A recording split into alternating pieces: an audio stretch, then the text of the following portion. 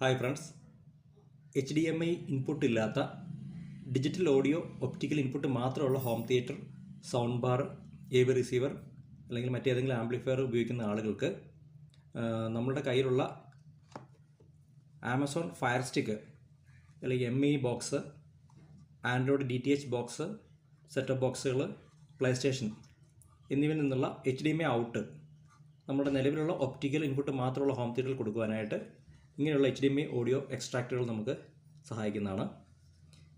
ഇതിലൊരു HDMI input ഉണ്ട്. ഈ HDMI ഇൻപുട്ടിലേക്ക് നമ്മുടെ നിലവിലുള്ള ഫയർ സ്റ്റിക്ക് അല്ലെങ്കിൽ MI ബോക്സോ, സെറ്റപ്പ് ബോക്സുകളോ, ആൻഡ്രോയിഡ് ബോക്സുകളോ, DTH സെറ്റപ്പ് ബോക്സോ കണക്ട് ചെയ്യുക.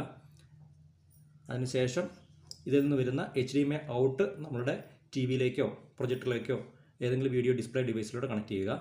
അതുപോലെ തന്നെ ഏറ്റവും പ്രധാനപ്പെട്ട ഒരു ഔട്ട്പുട്ടിനകത്തുള്ളത് SPDIF എന്ന് എഴുതിയിരിക്കുന്ന ഈ ഒപ്റ്റിക്കൽ ഓഡിയോ ഔട്ട്പുട്ട് നമ്മളുടെ ഒപ്റ്റിക്കൽ ഇൻപുട്ട് മാത്രമുള്ള ഹോം തിയേറ്റർ അല്ലെങ്കിൽ സൗണ്ട് ബാർ, ആംപ്ലിഫയറിലോട്ട് കണക്ട് ചെയ്ത് കഴിഞ്ഞാൽ നമുക്ക് 5.1 ഓഡിയോ ഔട്ട്പുട്ട് നമുക്ക് ഓഡിയോ ഡിവൈസിൽ നിന്ന് ലഭിക്കുന്നതാണ്. ഏറ്റവും പ്രധാനപ്പെട്ട കാര്യം എന്ന് വെച്ച് കഴിഞ്ഞാൽ നമുക്ക് 5.1 സറൗണ്ട് സൗണ്ട് കിട്ടണമെങ്കിൽ പ്രധാനപ്പെട്ട മൂന്ന് കാര്യങ്ങളുണ്ട്. ഒന്ന്, നമ്മൾ ഉപയോഗിക്കുന്ന സോഴ്സ് ഡിവൈസ്, അത് ബ്ലൂറേ പ്ലെയർ ആവാം, MI ബോക്സ് ആവാം, ആൻഡ്രോയിഡ് സെറ്റപ്പ് ബോക്സുകളാവാം, DTH സെറ്റപ്പ് ബോക്സ് ആവാം, പ്ലേ സ്റ്റേഷൻ ആവാം. ഏതായാലും അതിൽ ഡോൾബി 5.1 അല്ലെങ്കിൽ DTH 5.1 ഓഡിയോ ലൈസൻസ് ഉള്ള പ്രൊഡക്റ്റ് ആയിരിക്കണം.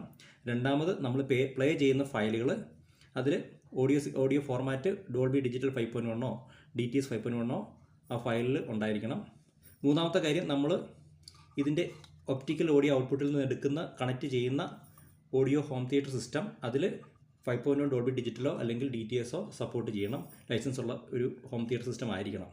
ഈ മൂന്ന് കാര്യങ്ങളും ഉണ്ടെങ്കിൽ മാത്രമേ നമുക്ക് ഈ ഒരു ഉപകരണം വഴി, ഈ ഒരു കൺവെർട്ടർ വഴി നമുക്ക് കറക്റ്റ് 5.1 ഡോൾബി ഡിജിറ്റൽ അല്ലെങ്കിൽ DTH സറൗണ്ട് സൗണ്ട് കിട്ടുകയുള്ളൂ.